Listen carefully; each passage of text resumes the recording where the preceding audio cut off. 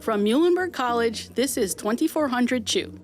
I'm Tammy Katzoff, and in each episode of this podcast, I talk to one Muhlenberg graduate about their current work and the industry in which that work is done.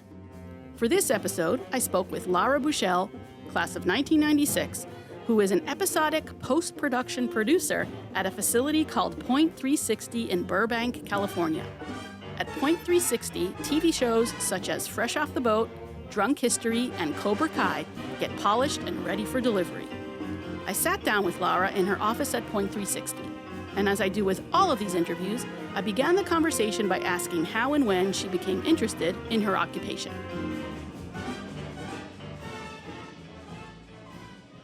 It's really strange. I can remember in high school, they finally offered a film class, and I couldn't wait for it to start, and it was taught by the principal, who knew nothing about anything.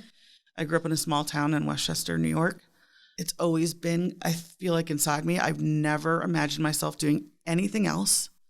And when it came time to looking for colleges, although Muhlenberg did not maybe have the biggest communications department as far as production stuff was concerned, what I wanted was when I stepped on the campus and how I felt when I got there and all that. So I was a full communications major that never wavered. I was a Spanish minor. That's kind of where it all started. It was very theory-based at Muhlenberg. There was not a lot of video camera or editing material or things to do like that. I did take a film editing class, but it was very basic. A lot of it was theoretical. So there's a little bit of a culture shock if you're going to do the jump. Sure. So I think it's important to know that if anybody out there is going to make the jump to LA, kind of, you know what to expect when you get here. Sure. So you mentioned it was a very quick move. Talk about that. I graduated, went home, left on my dad's birthday, first couple days of June.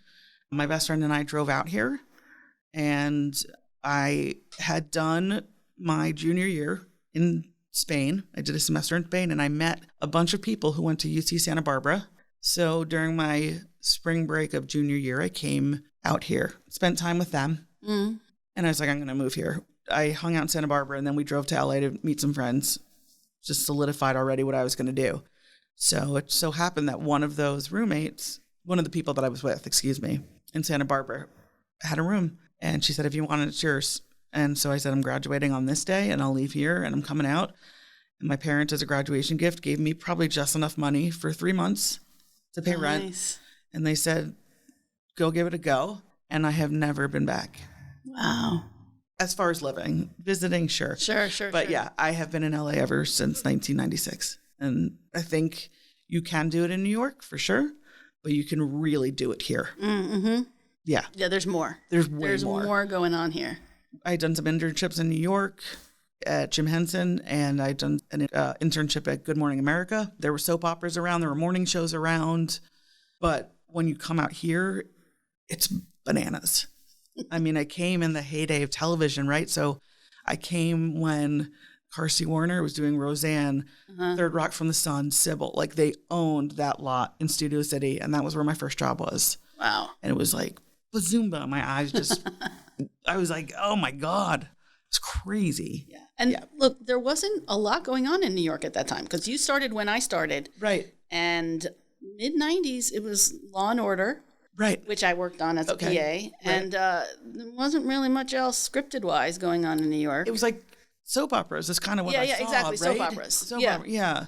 Yeah, and I just didn't feel like I had done the internship at the morning show. I was like, this is cool, but that will run you into the ground. There was no way.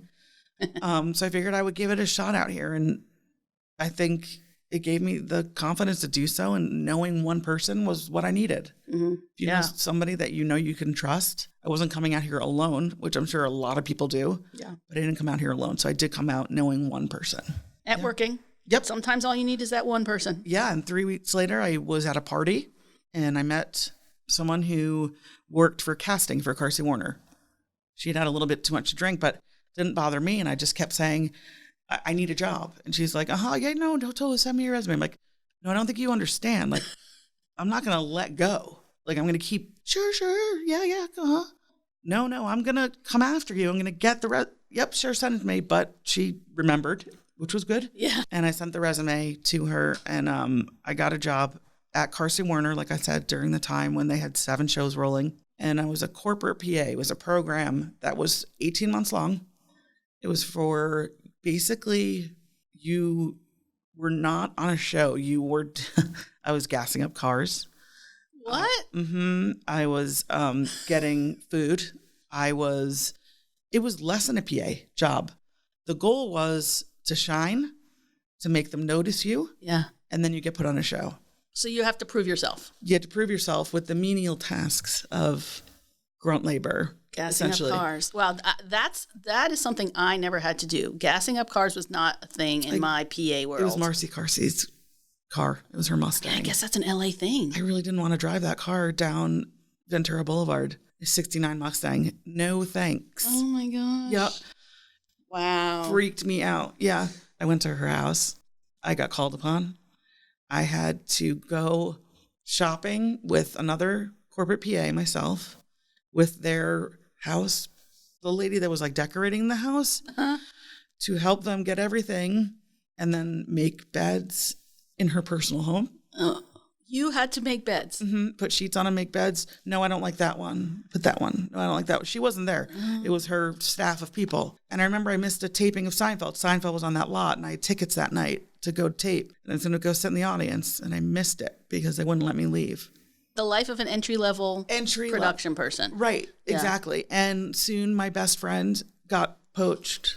I met her. We hit it off on day one. She introduced me to my husband later on down. We were roommates. But at the time, she was very short-lived to be in that program. She had connections that said, you'll only be in here a little bit. So she was poached immediately. Yeah, I thank God I got picked.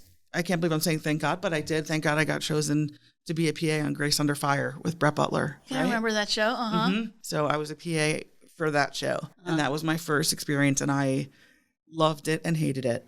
And made me question everything, why I went to college, why my parents had put me through college. Right. I was still doing all the PA stuff, but at the same time, you know, I'm on a set and I'm seeing. And you're absorbing and you're learning. And I'm loving everything that I'm seeing. Yeah. It wasn't posted then. I hadn't really had an introduction into post, but it was just fantastic. So that's where it kind of all began there. Yeah. Now, were you always interested in doing post-production work? No, I fell into it. After that job I wound up getting a job on the X-Files. Yeah. In 1999. Oh. Yep. Wow. Sorry. I'm a kind of a fanatic. Right on. What were you doing? I was an assistant to the executive producer. Chris Carter? No, there were a lot of them. Okay. She was the line producer. She's gone on to do many great things. Who is it? Who? Bernadette Caulfield, who you'll see on the front end credits of Game of Thrones. The name sounds familiar. She's Game of Thrones. Wow. Yeah, she's done a lot of stuff. I worked for her, and I worked on that show. I believe it was 1999, because I think it was Y2K. I think I have a X-Files So that's cup. Obviously they had moved from Vancouver before that. Yeah, it was on the Fox lot. Before you started. Yeah. Yep. But they were all there. I mean, Vince Carter, all those guys. Chris Carter, Vince Gilligan. And the producer that I was working for got a job with the other executive producer on a Steven Spielberg show. And they were moving to North Carolina. And she was like, I can't take you. And I was like, that's totally fine. I have no desire to go. And so I contacted the producer from Grace Under Fire. And he said, well, I don't have a PA spot open, but I have a job in post. And I'll immediately start you as a post coordinator. And he's still to this day a dear friend and extremely loyal. And he said, I'll walk you through the first one.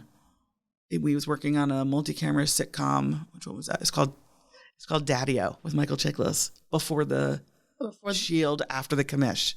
Oh my gosh. Didn't last very long, but I know, right? So he said, I'll walk you through the first one and then you're on your own, sink or swim.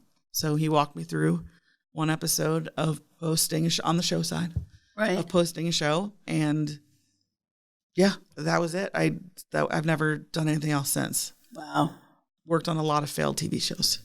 And so do a lot of people around here, apparently. Totally. And it was because the shows kept failing and I was getting married and I needed a little more stability, that the place where I was doing the post-production, a la like I do now, right, at the facility that I was at, they approached me and said, you're a great client. You're fun to be around. Have you ever thought about being on this end? And I said, no, not really. And they said, well, you should think about it. You should think about coming over.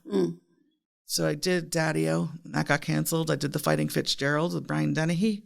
That got canceled too. Then I went back to my producer again and did a show called Off Center. Best Time of My Life with the Weitz brothers. Danny Zucker from Modern Family. Same line producer brought me. Loyalty is everything. Do a good job. Be a great person, and, you know, they'll be loyal. Yeah. It's key out here. So he brought me on to do that. I was promoted to associate producer, did that show. We went one full season, and then they picked us up for season 2. I remember I was on a belated honeymoon, and I got the call, they picked us up. And my husband was on a show. They picked you up. It was so great. They let us shoot 7 of those 22, and they aired 4 of them. Wow. And I'm the schmo who bought the new car when she got the promotion. So that's when I went to where I was posting and said, I think I'm ready. For full-time work, that when a show gets canceled, you get another one. Right. You don't just immediately lose your job. Or I was never long for the freelance world. It's a tough way to live. It is. I've done it. Yep.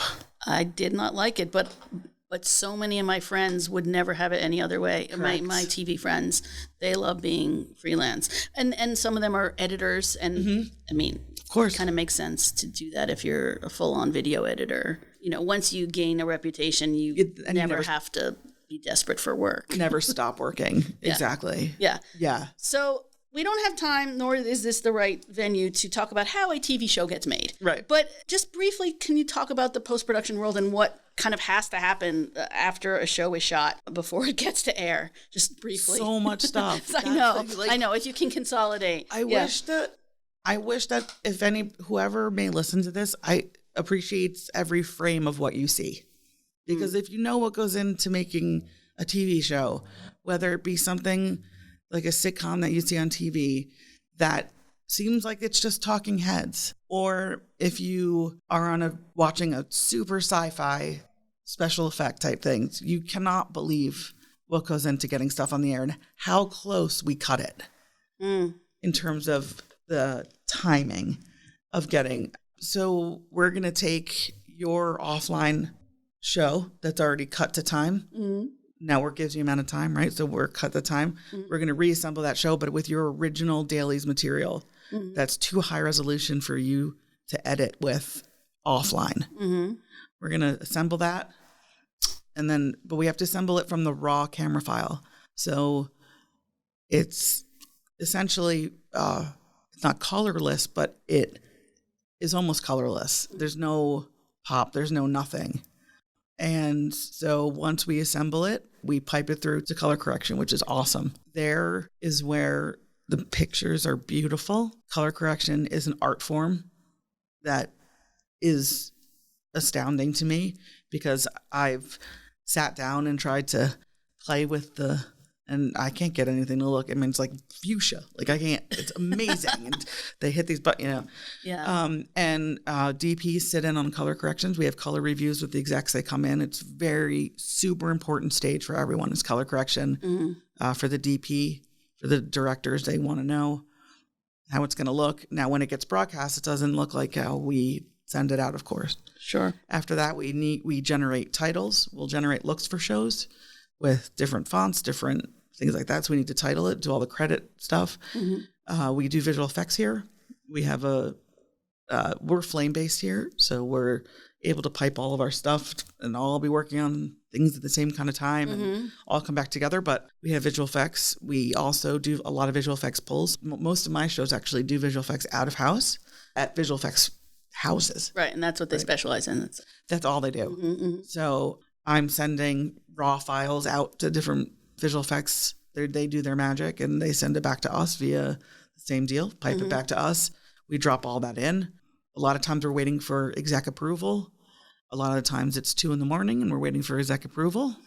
Yeah. Yeah. A lot of times it's 4 a.m. We're waiting for exec approval. And it's airing in 18 hours. Wow. After that, we have to satisfy a lot of different department needs through the studio and the network. Right. So we have to then make so many different types of files and sometimes tapes. You know, promo department still want an HD cam. You know, we'll make it. Right. Wow. Guys, somebody asked for a digibeta the other day.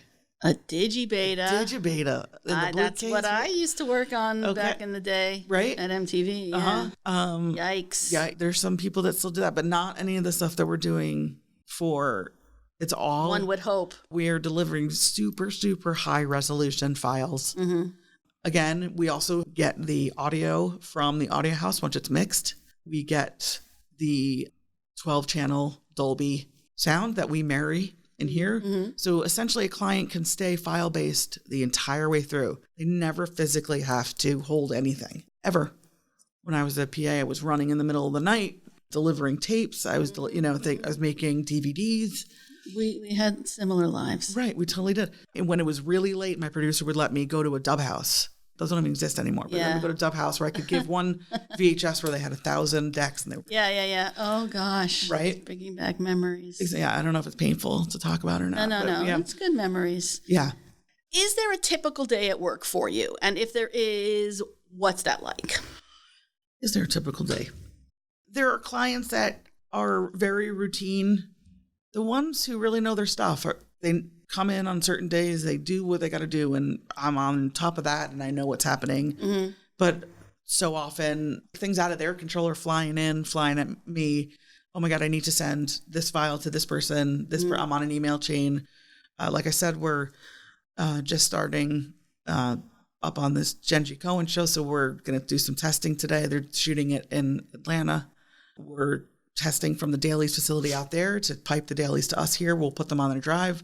So it could be anything coming out of everywhere that's still not an explanation. Yeah, because there is no one. There's no same day. One thing. Yeah. No, there's no one thing. I mean, yes, you do. At the end of the day, you're putting out an episode of television that is going to air at the same time. For me, the shows I worked on this past season, on the CW on Thursday, whatever. But no show is the same. And so we just have to bend, and you have to be flexible and remain calm, because if you're not calm, then they're not calm. Right. And you don't want them not to be calm, because it's hard. I know both sides.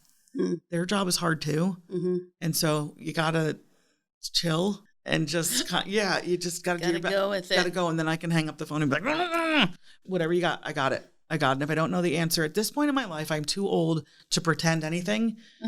If you ask me for something and I don't know, because I'm always learning, right? Yeah. These file bases, these file types are so different, and they're very specific what you need. Right.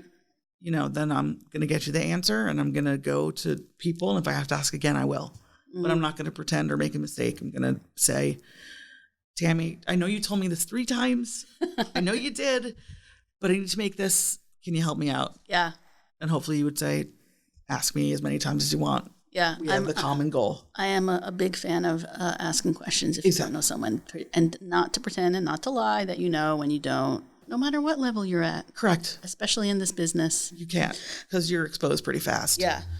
Are you Monday through Friday generally, or do you expect to have to be on call on the weekends? Monday through Friday, we do have swing ops. So normally 6 o'clock, 7 o'clock rolls around. Like, if my stuff is in good shape, I can pass off to swing ops, and they'll take it from there. I'm not the one who has to be here all the time at 3 o'clock in the morning. In the beginning of the season, I like to be here because I like to make sure that everything is going smoothly, and I don't want anyone to feel that I've dump and run.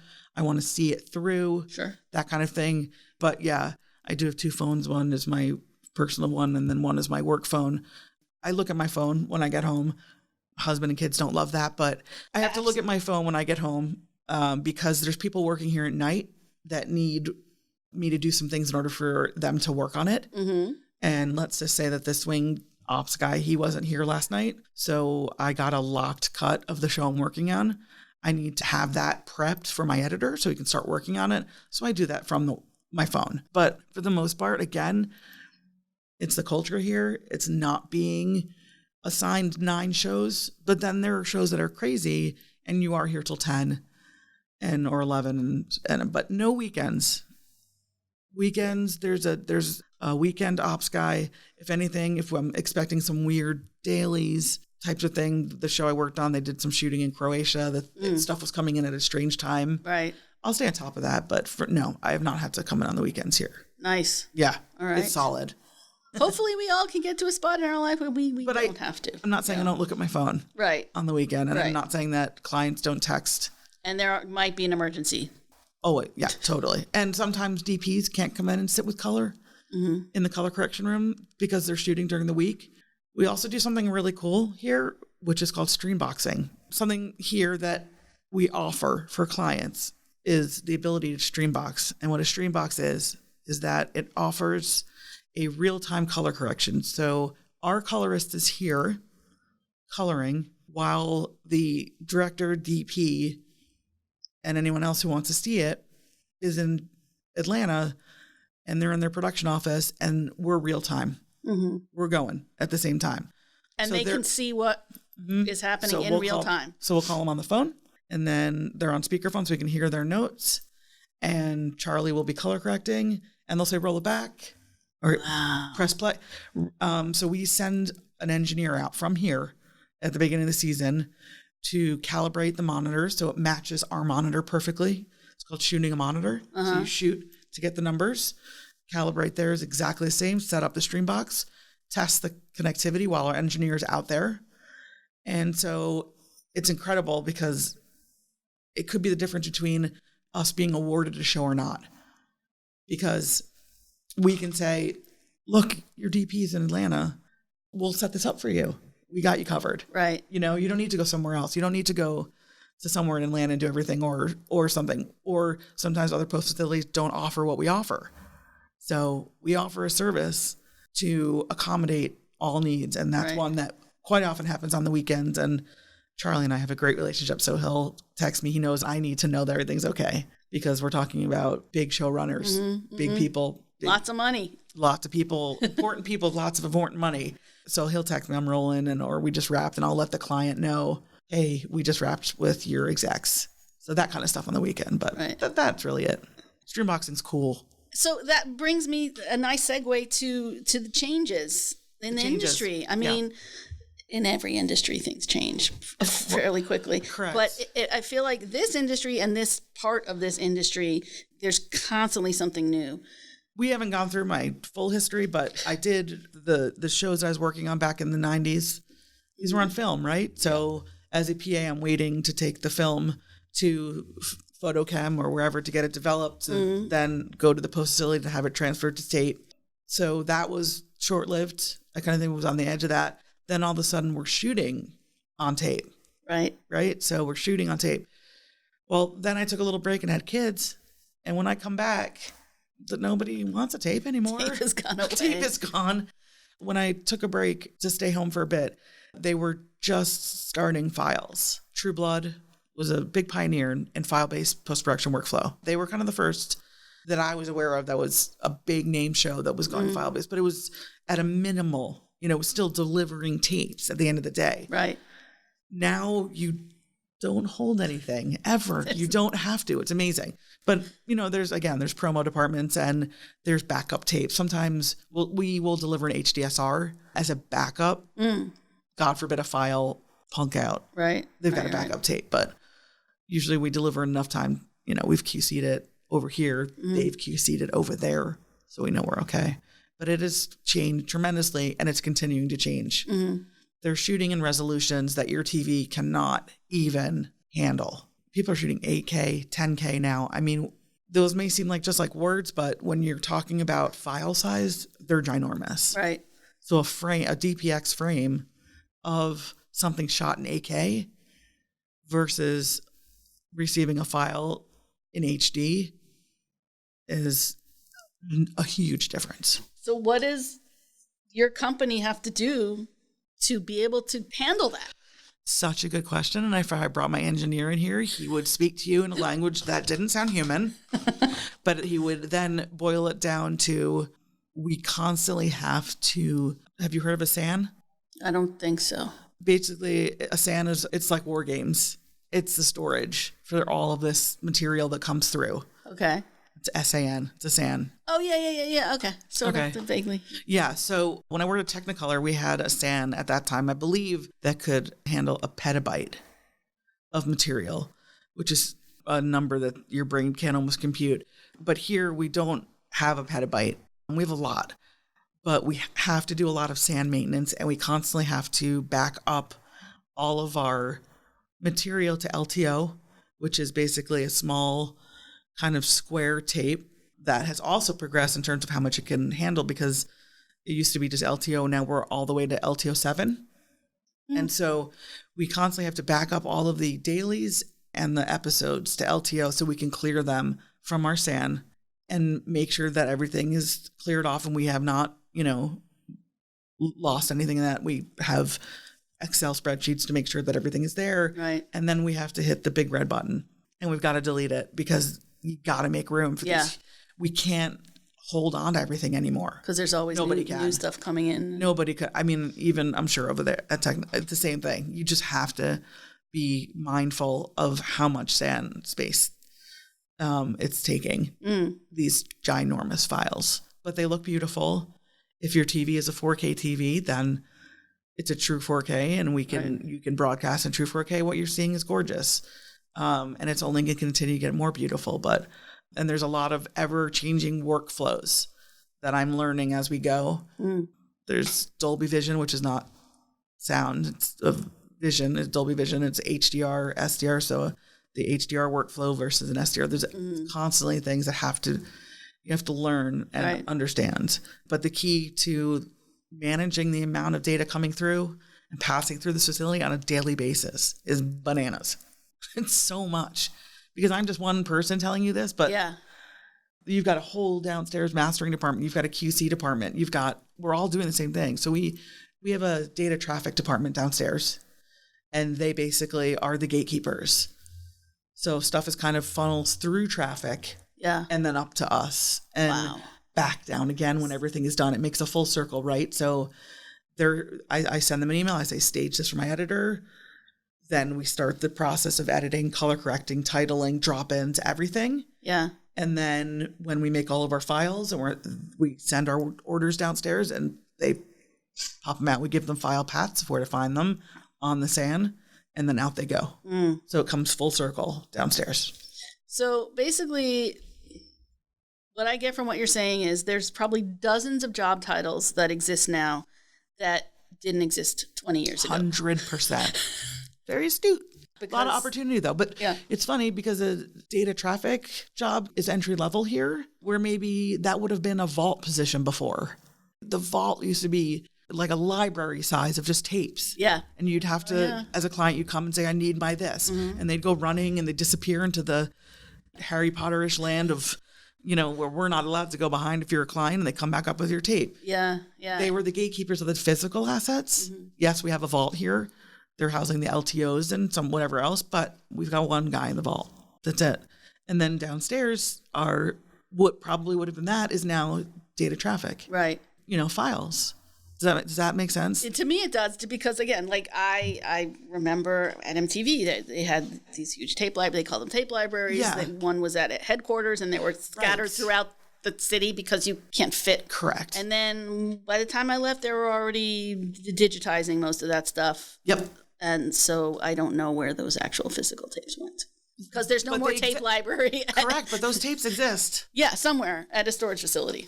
Exactly. Just like that film, they say is an assault mine. Say like the bulk of film, something in these to keep it to preserve it. So I mean, the film is out there somewhere. I think there's some directors that still shoot on film, not in television, but movies. If you're big enough, you still can shoot on some 35 or 16, but it's just never. Oof. Times have changed. Times have totally changed. And it's a fun, it's stressful, but every job is stressful. Possibly. But this one's pretty cool. Like, it's pretty friggin' cool to like pop on your Netflix and be like, whoa, all the stuff. Like, there it is. You did that. And then the shows that I worked on this season on the CW are now on Netflix.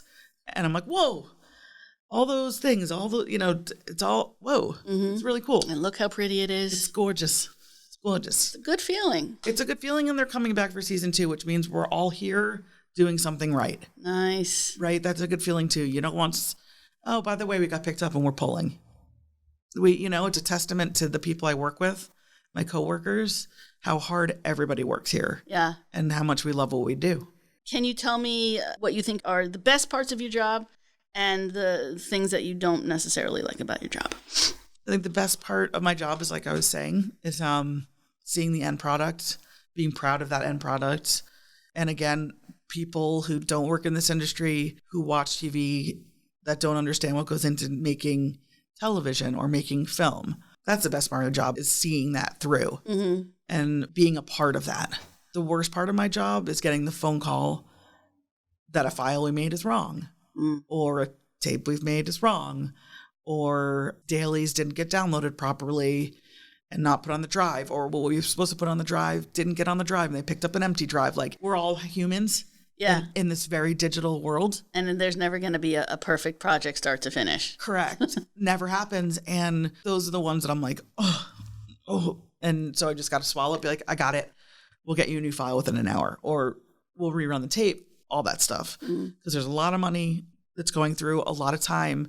And again, a lot of times our backs are against the wall to air dates and air times. Like, I cannot tell you how close we come to air dates. So that show that you're watching quite possibly wasn't even done 24 hours prior. Right. And I'm sure in 6 months we'll have a new way of doing things. And we all adapt to that because somebody's doing something a different way now, or a studio wants something done differently and has done the testing and has said, okay, we're going to give you this show. You need to be able to do this. And then we go, okay.